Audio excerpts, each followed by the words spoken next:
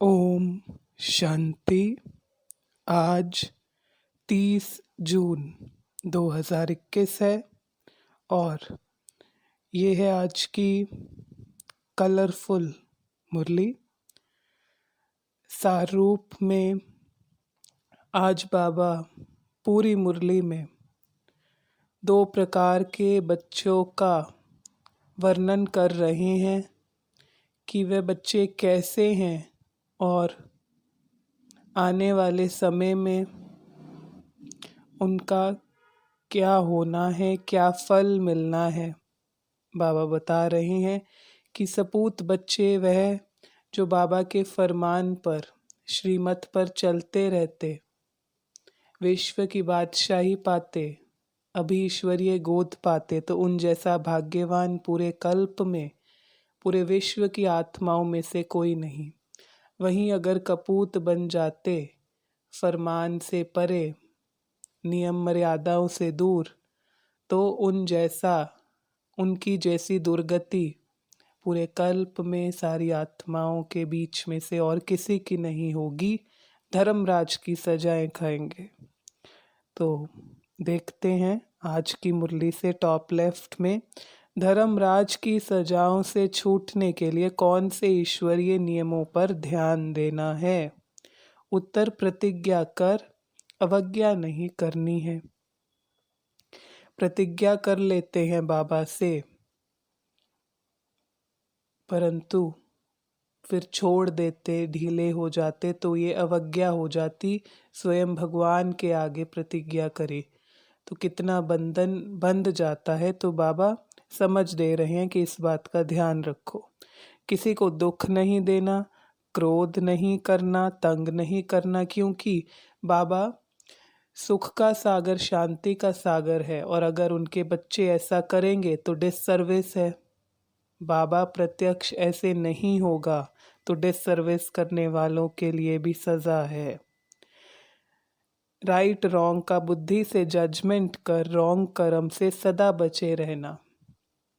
वैसी दिव्य बुद्धि मिली है, ज्ञान स्वरूप बुद्धि मिली है, योग स्वरूप मिली है, तो जजमेंट कर अच्छे कर्म करना, ये बाबा समझा रहे हैं। क्योंकि ज्ञान मार्ग में आ गए, यहाँ पर जितनी अवज्ञा उतने कई गुना, 100 गुना सजाएं। ऐसी चलन चलना जिससे ईश्वर का नाम बदनाम ना हो, ये मुख्य सार है इसका। कि ध्यान रखना है चाल चलन, मतलब मनसा की, चलन वाचा की और कर्मणा की ऐसी हो, डिससर्विस ना हो जाए। बाबा प्रत्यक्ष करना है तो बाबा के बच्चे ही करेंगे ना। आगे यहाँ क्रोध किया तो 100 गुना दंड चढ़ जाता है। बाबा कहते ज्ञान काल में शांति के सागर परमात्मा पिता का साथ मिला। अज्ञान काल वालों के लिए तो ठीक है, इतनी सजा नहीं, लेकिन यहाँ क्रोध किया, तंग किया, दुख दिया तो 100 गुना दंड। बाबा की गोद से स्वर्ग के मालिक बनते हैं। बाबा कहते पहले तुम आसुरी गोद में हो, उसके बाद तुम ईश्वरीय गोद में आते हो, फिर तुम दैवी गोद में जाते हो। पहले ईश्वरीय गोद फिर दैवी गोद। तो ये जो बाबा की गोद है ये ईश्वरीय गोद है। इसमें ही स्वर्ग के मालिक वो प्रालब्ध पाकर फिर दैवी गोद में जाते हैं। बाप को नहीं समझते तो अपने को भी नहीं समझते हैं।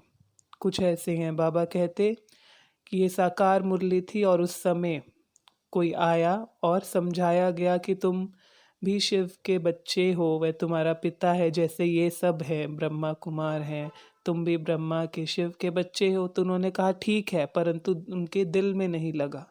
चलो वो तो अज्ञानी थे, पहली बार समझ रहे थे। बाबा कहते जो यहाँ पहले से हैं, कुछ ऐसे भी हैं जो बहुत थोड़ा समझते हैं और उनमें भी बाबा को नहीं समझते। बाप को नहीं समझते तो अपने को भी नहीं समझते। बाबा कहते टॉप मिडल में बेहद बाप द्वारा बड़े ते बड़ी प्रॉपर्टी स्वर्ग की बादशाही ले रहे हैं। बाबा से ये बादशाही की प्रॉपर्टी मिलती है। आज का ये बाप दादा है, बाप से तो प्रॉपर्टी मिलती है, लेकिन आज बाबा कहते दादा है, दादे से पोत्रे को भी मिलती है। बाप दादा प्रॉपर्टी दे रहे हैं स्वर्ग की।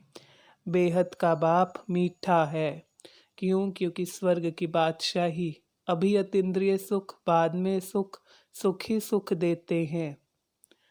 तो ऊंचे ते ऊंचे भगवान देते हैं किन द्वारा? साकार माता पिता द्वारा, बाबा मम्मा द्वारा। बाबा श्रृंगार करते हैं, बाबा कहते कि तुम सजनियां हो, बाबा तुम्हारा श्रृंगार करते हैं, ज्ञान रत्नों से सजाते हैं। बाबा पारसनाथ बनाते हैं, अर्थात बुद्धि को, पत्थर बुद्धि थी उसको पारस करते हैं। बाप का बनकर फिर बाप को छोड़ा तो बहुत पाप आत्मा हो जाते। बाबा कहते कि पाप आत्मा देखने हो तो यहाँ देखो।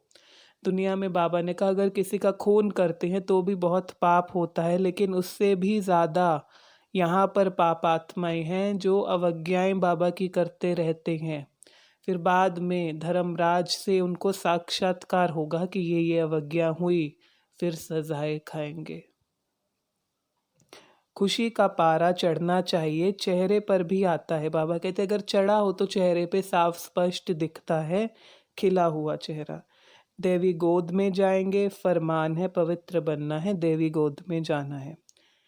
बाप की आशीर्वाद लेनी है तो सर्विसेबल सपूत बच्चा बन, सबको सुख दो दुख मत दो, हर प्रकार से सुख दो।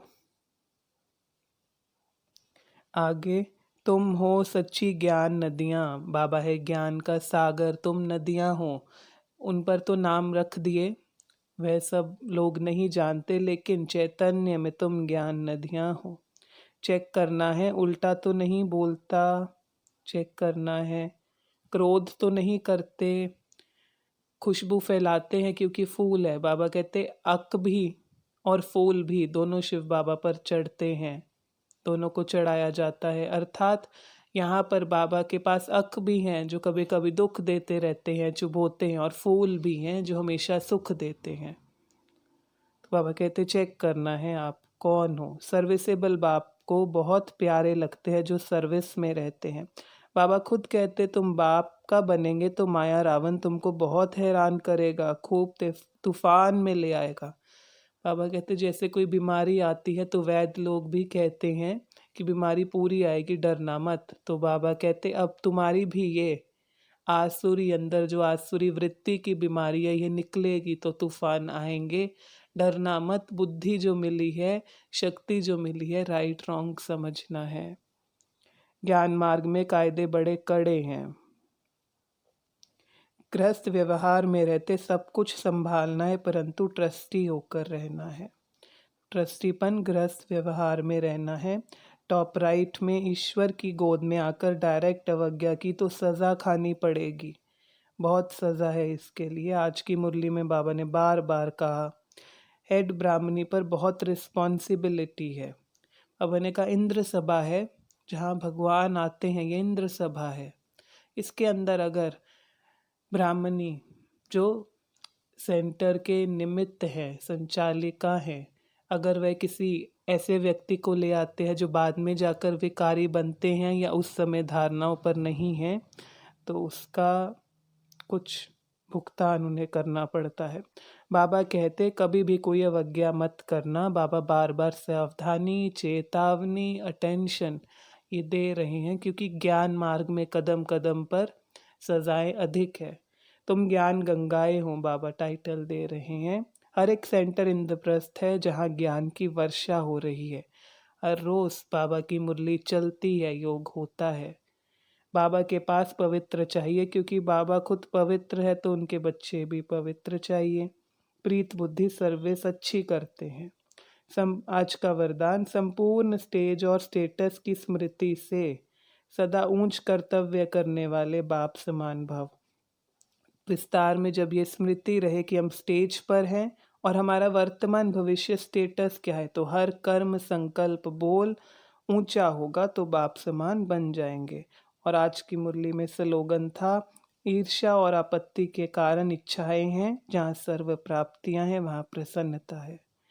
तो आज की मुरली से अगर आपको कोई और रतन पता हो या कहीं चेतावनियाँ जो बाबा ने दी पता हो, कोई भी पॉइंट आप नीचे कमेंट बॉक्स में लिख सकते हैं, और अपना कोई प्रश्न है तो वह भी आप पूछ सकते हैं। अच्छा, ओम शांति।